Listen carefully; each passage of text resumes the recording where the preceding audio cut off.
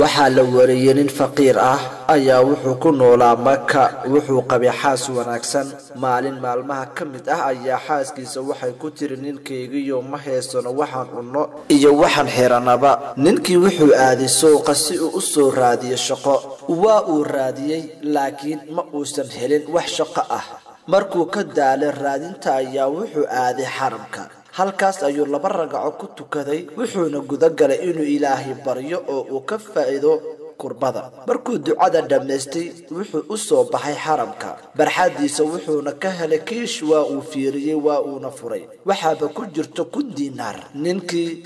wuxuu u laabtay xaaskiisa si uu uga farxiyo lacagta uu soo helay laakiin xaaskiisa way ku celisay lacagta waxayna ku tiri waa inaad lacagtan u celisaa qofkii lahaa maxaa yeelay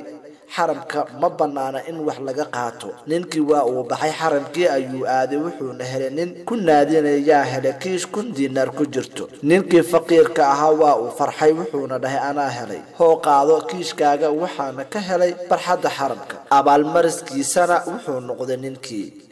wax naadinaya in muddo ayuu fiiriyay ninkii faqiirka ahaa kadibna wuxuu ku dhahay kiishada qaado adiga leh waxa kale ku jirto 9,000 oo kale ninkii faqiirka ahaa waa uu yaabay wuxuuna ku yiri sabab kii wax naadinaya wuxuu dhahay nin dhulka Shaam degan ayaa wuxuu isiiyay 10,000 oo diinaar wuxuuna idhahay 1 kamid ah waxaad ku tuurtaa xaramka kadibna naadi hadii uu ku soo celiyo qofkii helay wada si dhamaan maxaa yeelay waa aamin alla quraankiisa wuxuu ku leeyahay qofkii alle ka cabsada